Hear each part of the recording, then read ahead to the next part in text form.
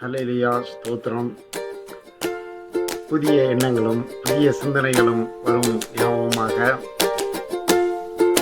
சென்னையை பற்றி கொஞ்சம் எடுத்து சொல்லலாம் அப்படின்னு ஒரு ஐடியா. இந்நாள் சென்னை, முன்னாள் சென்னை, முன்னாள் சென்னை, இந்நாள் சென்னை, இந்நாள் சென்னை.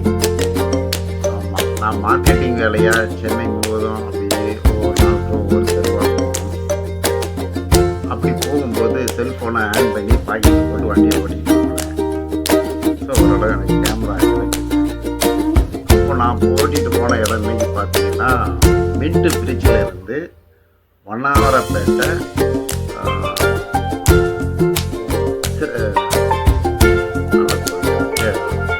செஞ்சிவிராயன் கோயில் ஸ்ட்ரீட் அது வரைக்கும் போய் பார்த்தேன். 8 நிமிஷம் 54 நொடி கவர் ஆகிடுது. அதில் எல்லாத்தையும் அழிச்சிட்டு நாம பேசுவோம். முதல்ல என்னை பற்றி நான் சொல்கிறேன். சென்னைக்கு வந்தது 1981 வந்து எல்லோரும் சென்னையில் சென்ட்ரல்லையோ வண்ணாரப்பேட்டையிலையோ திருவள்ளூர்லையோ நகர்லையோ இதெல்லாம் வேலை கிடைச்சிருக்கு. எனக்கு வேலை கிடைச்சது டீல்ஸ் கூட்டுறவில்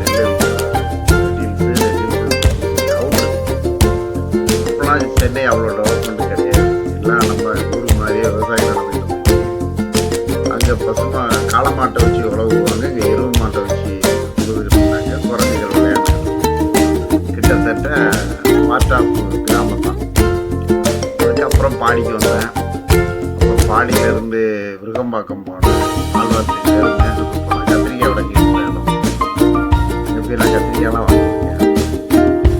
ஸோ அதுக்கப்புறம் வில்லிவாக்கம் வந்தேன். வில்லிவாக்கத்தில் பாத்திரம் கடையில் வேலை செஞ்சுட்டு அதுக்கப்புறம் வெளியில் வந்து வியாபாரத்தில் அப்படியே மேனேஜரும் போயிட்டுருக்கேன். அதுக்கப்புறம் மார்க்கெட்டிங்கில் வந்ததுக்கு பிறகு தான் வண்ணாரப்பேட்டைன்னு ஒரு ஏரியா இருக்குது, பாரிஸ்னு ஒரு ஏரியா இருக்குது அப்படிங்கிறதுலாம் தெரியும். இந்த வண்ணாரப்பேட்டையை பற்றி நான் தெரிஞ்சுக்கிட்டதை உங்களுக்கு சென்னையில் சொல்கிறேன்.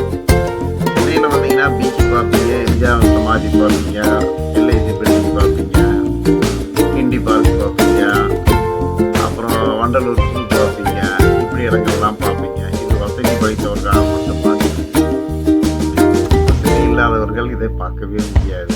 சென்னையிலே டெய்லி உழைத்தவங்க இதெல்லாம் போய் பார்க்கவே மாட்டாங்க. ஸோ சென்னைக்கு வந்த புதுசில் நாங்கள் இருந்த ஏரியாவில் இருந்து வண்ணாரப்பேட்டையை பார்க்கும்போது அங்கே இருந்தவர்கிட்ட கேள்வி கேட்டால் அவங்க ஒவ்வொருத்தரும் ஒவ்வொரு காரியங்களை சொல்லுவாங்க.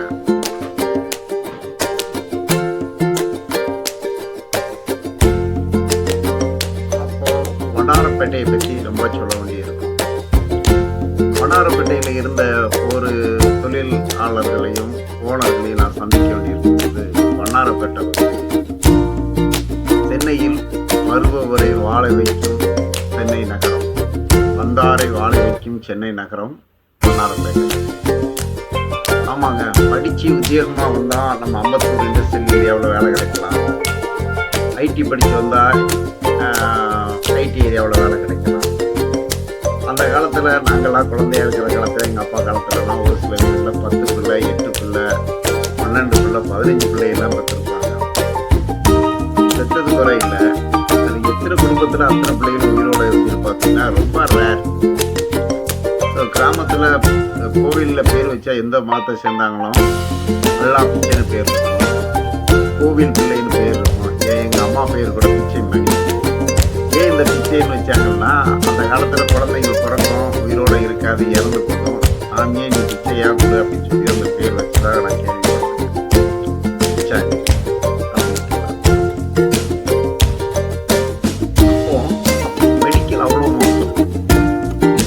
டெக்னாலஜி கிடையாது. கால்ரா வேதி வந்தால் ஊரே காலியாகிடும். இந்த அம்மை போடுறது வந்தாலும் ஊருக்கே ப்ராப்ளம் ஆகும். அதை வச்சு தெய்வங்கள்லாம் டெவலப்மெண்ட் ஆகிடுச்சு. அப்புறம் போலியோ வரும். இதெல்லாம் நம் தலைவர்கள்லாம் சேர்ந்து போராடி, விஞ்ஞானிகள்லாம் போராடி நம்ம தமிழ்நாட்டில் அந்த வியாதிகளை ஓரளவுக்கு குறைச்சிட்டாங்க. ஸோ அந்த காலத்தில் எனக்கு சின்ன ஞாபகம், நாங்களே பாத்ரூம் போகணும்னா வீட்டை விட்டு வெளியில் போய் தான் போவோம். அப்போ போகும்போது பகலில் போயிட்டு வந்துடும், ஒன்றும் ப்ராப்ளம் இருக்காது. நாங்கள் போயிட்டு போய் நேரத்தில் பண்ணி வந்து க்ளீன் பண்ணிட்டு போயிடுவோம். அப்புறம் எங்களை க்ளீன் பண்ண பண்ணுறதுக்கு அது ஒரு மெத்தட் இருக்குது, சொல்ல முடியாது. அது பயங்கரமானது. அது ஒரு லைஃப் கலந்து வந்தது. இன்னைக்கு சென்னையில் நமக்கு வெஸ்டர்ன் டாய்லெட் இருக்குது, இந்தியன் டாய்லெட் இருக்குது. தண்ணியை திறந்தா தண்ணியை பைப்பு திறந்தா ஷவரு. கடவுள் கொடுத்த கிருபை. அது யார் செய்த புண்ணியமோ கடவுள் நம்ம மேல் வைத்த இரக்கமோ அதை நம்ம சொல்ல முடியாது. அந்த வாழ்க்கையை வாழ்ந்துக்கிட்டு இருக்கிறோம். ஆனால் அந்த காலத்தில் எங்கள் அப்பா விவசாயத்துக்கு போயிட்டு அறுவடை காலத்தில் எங்கள் ஊரில் களத்திலே தான் நெல் அடிப்பாங்க. அதுவும் ஒரு இடம் இருக்க வயலுக்குள்ளேயே அடிப்பாங்க. என்றைக்கு அறுக்கிறாங்களோ அன்றைக்கே அடித்து அந்த மூட்டையெல்லாம் வீட்டுக்கு வந்துடணும், இல்லைன்னா திருட்டு பயம். அப்போ அவங்க அந்த மூட்டையெல்லாம் கலந்து சேர்க்குறதுக்குள்ள லைட்டை கிட்ட அடிக்கலாம் வச்சு சேர்த்தாங்கன்னா நைட்டு 8, 9 ஆயிரம் டயர்டாக வருவாங்க பசியில். அப்போ தான் எனக்கு வயிறு வலிக்குன்னு சொல்லிட்டு சரியா காட்டுக்கு கூட்டிகிட்டு போனால் எங்கள் அப்பா நின்றுக்கிட்டே தூங்கி திட்டினதில் எனக்கு ஞாபகம் இருக்குது. நான் அன்றைக்கி ஒவ்வொரு நாளும் வெஸ்டர்ன் டாய்லெட்டில் போகும்போது எங்கள் அப்பாவை நினச்சி பார்ப்பேன், அப்பா எவ்வளோ கஷ்டப்பட்டுருப்பாங்க. ஸோ இந்த மாதிரி தான் எல்லோரும் சென்னைக்கு வந்தோம்.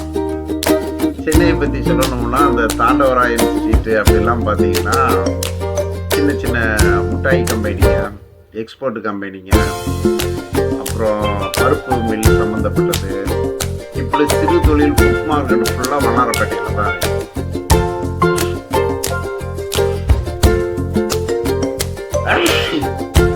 யாராவது குடும்பத்தில் ஊரில் போய் கோயில் திருவிழாவுக்கு வந்துட்டு கஷ்டப்படுற பிள்ளைங்களை கொஞ்சம் இறக்கப்பட்டு இது நம்ம நல்லதை செய்யணும்னு சொல்லி கூட்டிகிட்டு வந்து அந்த பிள்ளைகளுக்கு நல்ல தொழிலை கொடுத்து நல்ல ஒழுக்கத்தை கற்றுக் கொடுத்தோம்னா அது பெரிய ஐஏஎஸ் ஆஃபீஸர் உண்டான பணி.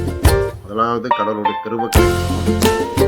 நம்ம கூட்டிகிட்டு வரவங்க நல்ல மனிதர்களாக இருக்கணும். நம்ம பசி எழுதி உணவு கொடுக்கணும். இப்படி உணவு கொடுக்காம கொடுமைப்படுத்தப்பட்ட கதையெல்லாம் இருக்காது. நம்ம பேசணும், நான் கெட்டதை பேசுகிறேன். கொடுத்து அந்த பிள்ளைகளுக்கு நல்ல ட்ரைனிங் கொடுத்துட்டாங்கன்னா அந்த பிள்ளைங்க இந்த வண்ணாரப்பேட்டையில் நல்ல கஷ்டப்பட்டு உழைச்சி இன்னைக்கு 3 வீடு 4 வீடு சொந்தக்காரங்க இருக்காங்க. அவங்களாம் போய் படிச்சிங்கன்னா ரொம்ப படிச்சிருக்கே மாட்டாங்க. நானே 6 தான் படிச்சிருக்கேன். எனக்கு தெரிஞ்ச ஒரு அண்ணாச்சி சொன்னாங்க, எங்கள் குடும்பம் ஊரில் ஒரு சூழ்நிலையில் ரொம்ப கஷ்டப்பட்டுச்சு. இதே ரோட்டில் நான் 1.25 ரூபாய் பாக்கெட்டில் போட்டு சைக்கிளில் போனேன். இன்னைக்கு எனக்கு ஓரளவு சொத்தோட வசதியோட நிரந்தர வருமானத்தோடு இருக்கேன். இன்னொரு பத்தை எங்கள் அம்மா இறந்து போயிட்டாங்க. நான் அந்த ஊரில் இருந்து உழைக்க வந்தேன். ஒரு இடத்துல நான் வேலை பார்த்தேன், அவங்களாம் எனக்கு ஹெல்ப் பண்ணாங்க. அதே நேரத்தில் எனக்கு கெட்ட பழக்கம் எதுவுமே வராமல் நானாக உழைச்சேன். என் கூட சேர்ந்து உழைச்சவங்க அதிகமாக உழைச்சி உடம்பு கெடுத்துட்டாங்கன்னு இருந்தாங்க. நான் ஓரளவு உழைச்சேன், ஓரளவு செய்தேன், உடம்பையும் காப்பாற்றிக்கிட்டேன். எனக்கு இன்னைக்கு நிரந்தர வருமானம் ஓரளவுக்கு நான் செய்தியாக இருக்கிறேன்.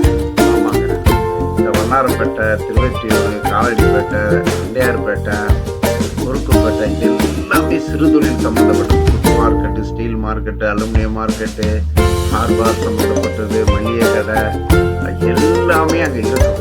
எனக்கு அந்த பாக்கியம் கொடுக்கலையான்னு தெரியல, அவுட்டரில் இருந்தேன். ஆனால் எங்கே வந்திருந்தாலும் நல்ல பழக்கமும் வரும், கெட்ட பழக்கமும் வரும். நல்ல பழக்கத்தை மட்டுமே கற்றுக்கிட்டவங்க தான் பெரிய காலேஜ் படிப்பு, ஸ்கூல் படிப்பு எல்லாமே படித்த மாதிரி அந்த இடத்துல சிறு தொழிலுக்கு கஷ்டப்பட்டவங்க தான் இன்றைக்கி சென்னையில் பெரிய ஆளாக இருக்காங்க. இன்றைக்கி சென்னையில் பெரிய பெரிய ஆளாக இருக்கிறவங்க எல்லாருமே வண்ணாரப்பேட்டை டச் இருக்கும். ஃபுட் மார்க்கெட் இருக்கிறவங்களுக்கு திருவெற்றியூர் டச் இருக்கும், தண்டையார்பேட்டை டச் இருக்கும். அது அவ்வளோ பெரிய ஒரு மார்க்கெட், வந்தாரை வாழ வைக்கும். அதில் இந்த கம்யூனிட்டின்னு கிடையாது, எல்லா கம்யூனிட்டியும் அங்கே வந்து அந்த சிறு இடங்களில் கஷ்டப்பட்டு